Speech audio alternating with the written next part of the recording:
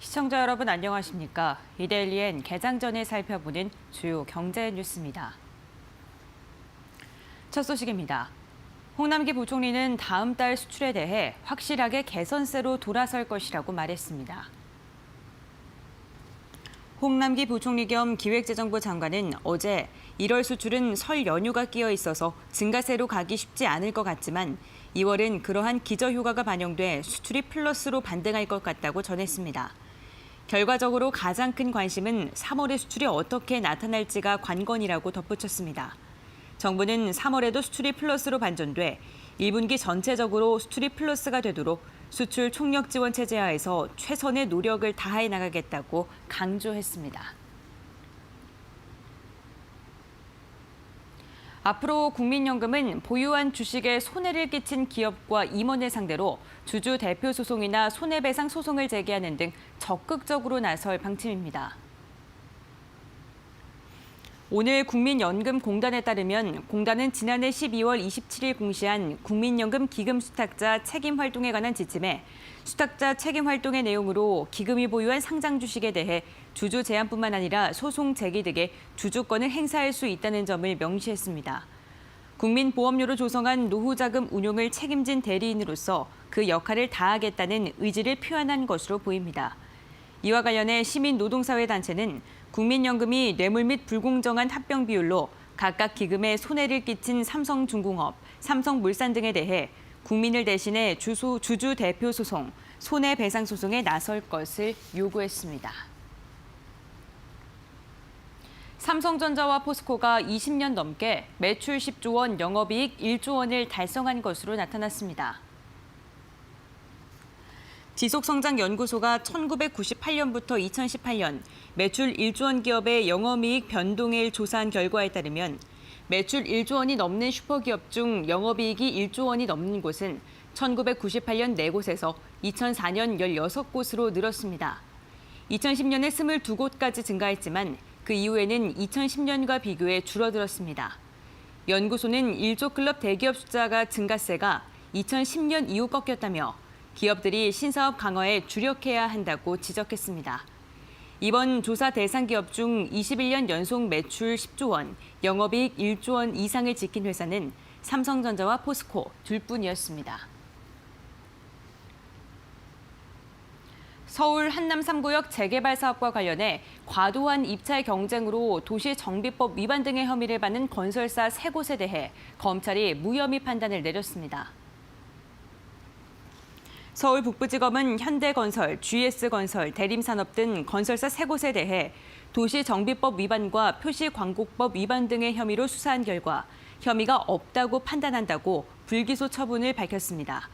검찰은 건설사들이 시공사로 입찰되기 위해 조합원들에게 이익 제공을 약속하는 등 도시정비법을 위반했다는 혐의에 대해 건설사가 입찰 제안서에 적은 이주비 무이자 지원 등은 계약상 시공 조건이지 계약 체결과 관련된 재산상 이익 제공에 해당하지 않는다고 판단했습니다. 다만 건설사들의 입찰 제안서 등의 내용으로는 도시정비법 위반 등에 해당되지 않는다고 판단한 것이라며 입찰 과정 전반에 어떠한 범법 행위도 없다고 판단한 것은 아니라고 덧붙였습니다. 포스코케미칼이 LG화학과 대규모 양극재 공급 계약을 맺고 전기차 배터리 소재 시장을 본격적으로 공략합니다. 양사는 2022년까지 1조 8,533억 원 규모의 양극재를 공급하는 계약을 체결했습니다. 양극재는 배터리의 용량과 출력을 결정하는 핵심 소재로 포스코케미칼은 LG화학에 전기차 배터리에 주요 사용되는 하이니켈계 NCM 양극재를 공급할 예정입니다. 이번 계약으로 포스코케미칼은 하이니켈계 양극재 시장 점유율을 높여 해당 사업에서의 위상을 한층 더 강화하고 LG화학은 배터리 핵심 소재를 보다 안정적으로 확보하게 됐습니다. 국제 신용평가사 스탠더드앤드푸어스가 현대차와 기아차의 발행자 신용 등급을 유지했습니다. S&P는 현대 기아차의 신용 등급을 BBB 플러스로 유지하기로 결정하고 신용 등급 전망도 안정적으로 유지했습니다. S&P는 양사의 지난 1분기부터 3분기 실적이 2018년의 부진한 수진 속에서 회복세를 보였다며 수익성 회복세가 올해와 내년까지 이어질 것으로 예상한다고 유지 이유를 밝혔습니다. 이어 험난한 글로벌 영업 환경에도 제품 구성 개선, 지리적 시장 다각화, 비용 절감 노력 등을 통해 부정적 영향을 상쇄할 수 있을 것이라고 판단했습니다.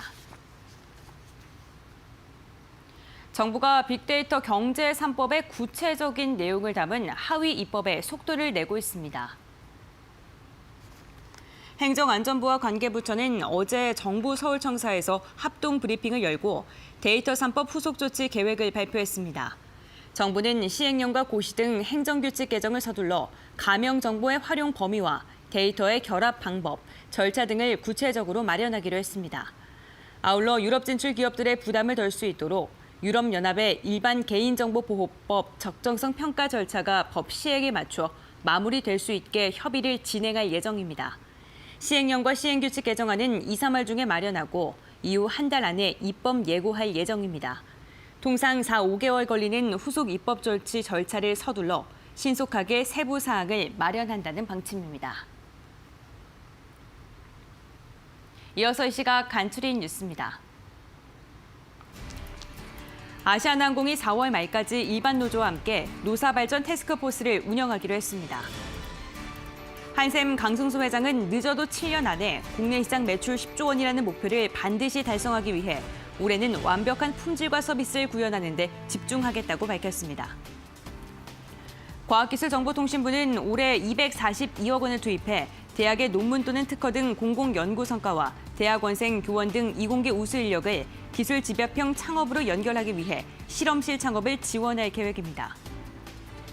업계에 따르면 삼성전자의 조개 모양 폴더블 가격은 160만 원 정도로 정해진 것으로 알려졌습니다. 어느 각도에서든 접은 상태로 멈출 수 있다는 점을 어필할 것으로 보이는데 이는 최적의 각도로 셀카를 찍는 데 용이하기 때문에 여성 소비자들을 공략하는 주요 기능이 될 전망입니다. 이데일리엔 개장 전에 살펴보는 주요 경제 뉴스 함께 살펴봤습니다.